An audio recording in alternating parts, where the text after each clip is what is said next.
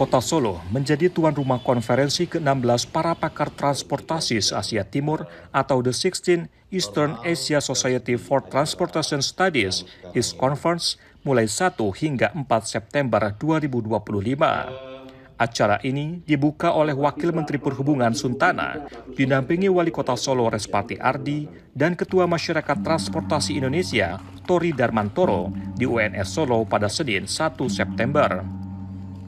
Konferensi Internasional IST tahun ini membahas pemanfaatan kearifan lokal dan teknologi hijau untuk membangun sektor transportasi berkelanjutan di Asia Timur. Tema ini menekankan integrasi pengetahuan tradisional dengan teknologi hijau canggih untuk meningkatkan keberlanjutan dan ketahanan sektor transportasi. Wali Kota Solo, Respati Ardi menyambut baik acara yang diikuti oleh delegasi dari 22 negara dan ratusan tamu ini. Ia berharap konferensi berjalan lancar dan bisa berdampak untuk memajukan transportasi berkelanjutan di Indonesia, khususnya Solo. Jadi harapannya ada sistem baru karena ini kan masuk ke dunia digital baru ya. Ada perbedaan dan di Kota Solo ini lumayan kompleks tapi juga mempunyai unik. Kita di semua transportasi publik kita sudah bisa online semua, sudah bisa menggunakan digital pembayarannya. Jadi tetap kita komitmennya memudahkan masyarakat dan bisa dinikmati itu. IST didirikan pada November 1994 yang bertujuan mempromosikan keunggulan dalam penelitian dan praktik transportasi sekaligus mendorong pertukaran pengetahuan dan keahlian di seluruh Asia Timur. Dari Solo, Jawa Tengah, Denik Apriani, Kantor Berita Antara mewartakan.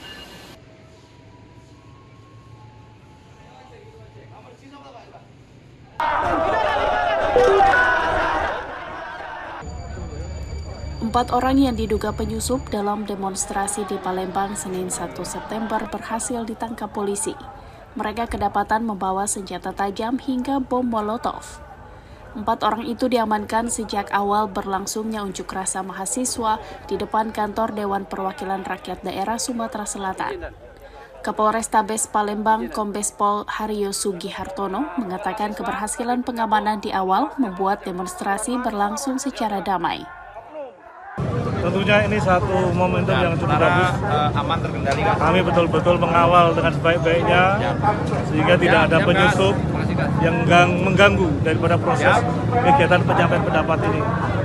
Tentunya kita juga menanamkan satu kepercayaan kepada para rekan-rekan kita. Dengan demikian suatu saat apabila mengulangi lagi menyampaikan pendapat itu akan kita terima dengan sebaik-baiknya. Saat ini keempat orang yang diduga penyusup telah dibawa ke Polrestabes Palembang untuk ditindaklanjuti sesuai proses hukum. Dari Palembang, Sumatera Selatan, Winda Tri Agustina, Kantor Berita Antara mewartakan.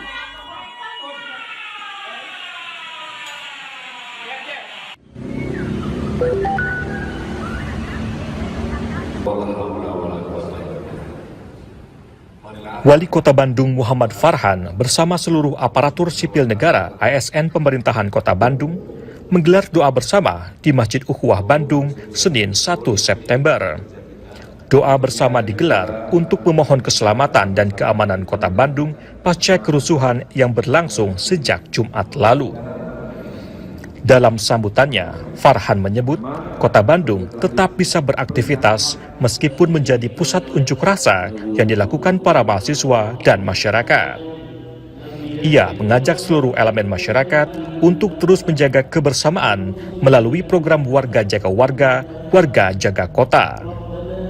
Dalam program ini, anggota DPRD Kota Bandung turun ke daerah pemilihan atau dapil masing-masing. Dalam rangka saling menjaga, jaga warga, jaga kota, juga kegiatan ini tidak hanya melibatkan aparat dan juga RT RW, tapi juga para dewan.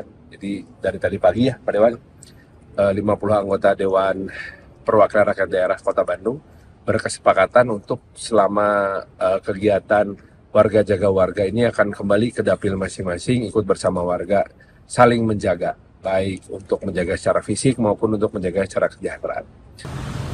Pemerintah Kota Bandung juga menerjunkan petugas untuk mulai membersihkan puing di sejumlah lokasi, termasuk di Cikapayang, Sulanjana, dan Jalan Sentot Alibasya.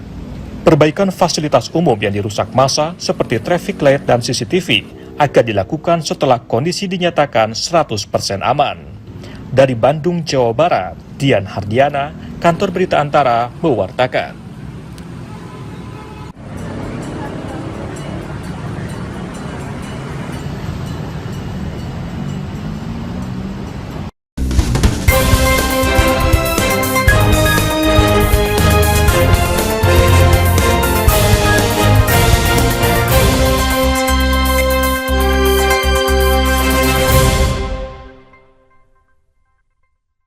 Halo Sobat ATR BPN, tanahmu ingin disertifikatkan? Pasang patok dulu, baru nanti tanahmu diukur. Kenapa harus pasang patok dulu? Ada keuntungan dari pasang patok. Pertama, pengamanan aset dengan kepastian batas bidang tanah. 2. Meminimalisir sengketa dengan pemilik bidang tanah yang berbatasan. 3. Memudahkan dan mempercepat petugas pertanahan untuk mengukur dan memetakan tanahmu. Pasang patok itu gampang, bisa dilakukan sendiri, karena bisa dibuat dari beton, pipa besi, pipa paralon, atau kayu. Tapi ingat, yang pertama, pemasangan patok itu harus kesepakatan antara pemilik tanah dengan tetangga yang berbatasan. 2. Ukuran patok tanah yang dibuat sekurang-kurangnya sepanjang 50 cm. Nah, kalau patok sudah terpasang, tanahmu bisa langsung diukur petugas Kementerian ATR BPN untuk ikut program Pendaftaran Tanah Sistematis Lengkap atau PTSL. Tanahmu jadi bisa lebih cepat bersertifikat. Ayo pasang patok tanahmu, pasang patok, anti cecok, anti caplok. Pengen deh lapor korupsi 198. tapi jangan-jangan gratifikasi ya? 198. Apaan sih 198? Mulai dari informasi gratifikasi, pengaduan dugaan pidana korupsi, hingga informasi publik apapun, cukup telepon ke 198.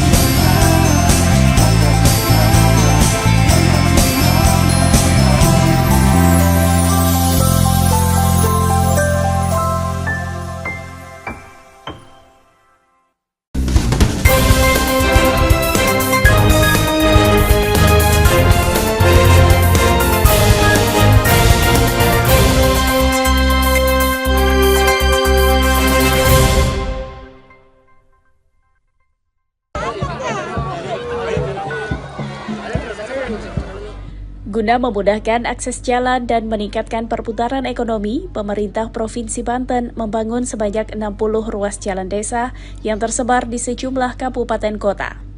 Program pembangunan jalan desa ini adalah bagian dari program prioritas Gubernur Banten Andra Soni yang disebut Program Bangun Jalan Desa Sejahtera atau Bang Andra.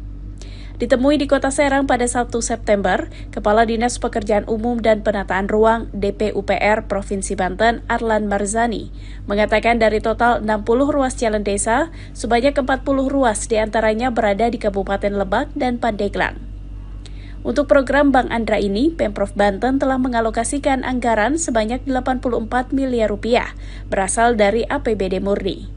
Arlan menambahkan untuk menyelesaikan sisa ruas jalan yang belum dibangun, Gubernur Andra Soni telah menambah alokasi anggaran sebesar 100 miliar rupiah di APBD Perubahan 2025. Tahun ini kita kurang lebih ada 60 titik ya, ada 60 titik, sudah dianggarkan di murni itu untuk kurang lebih 40 dengan anggaran 84 miliar. Nah, di perubahan insya Allah Pak Gubernur juga memprioritaskan ini akan dianggarkan tambahan 100 miliar untuk pembangunan jalan desa dan jalan kota. Total panjang kan? Total panjang itu kurang lebih sekitar 64 kilo. Nah, murni 33, nanti di perubahan 31 kilo. Program Bang Andra dilaksanakan sebagai upaya pemerataan pembangunan infrastruktur menyasar kabupaten kota yang memiliki keterbatasan anggaran dengan cakupan wilayah yang cukup luas. Realisasi program Bank Andra di 40 ruas jalan sudah mencapai 40%, dengan jumlah terbanyak yaitu 25 lokasi di Kabupaten Pandeglang. Pada program infrastruktur ini, pembangunan jalan didominasi oleh jalanan hot mix, menyesuaikan dengan kebutuhan dan kondisi lapangan. Dari Serang, Banten, Susmiatun Hayati, Kantor Berita Antara mewartakan.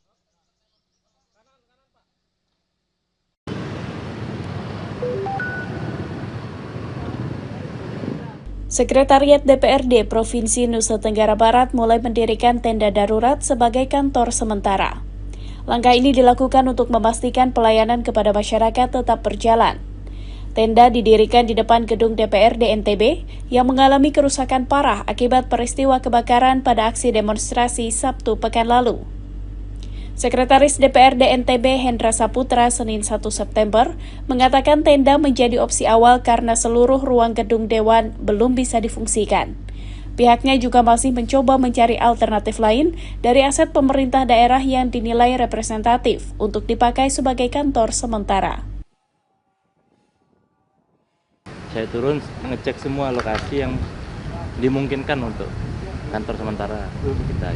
Jadi saya masih ngecek sama Pak Kalak BPBD. Yang gedung ini masih bisa dipakai? Saya nanti Pak Kalak BPBD yang akan mengasih statement apakah masih bisa atau enggak, karena penilaiannya dari sana. Ya bisa saja kalau memang belum ada alternatif kantor kita bisa bertenda. Kalaupun ada ya kita pakai ruangan yang bisa dipakai. Hendra menjelaskan tim asesmen sudah diterjunkan untuk menilai kondisi struktur gedung. Keputusan akan ditentukan apakah perlu pembangunan ulang atau cukup dengan renovasi. Hingga saat ini garis polisi masih terpasang di area gedung DPRD NTB dengan pengamanan dari unsur TNI.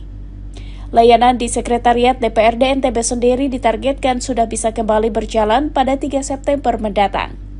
Dari Mataram, Nusa Tenggara Barat, Kusnandar, Kantor Berita Antara, mewartakan.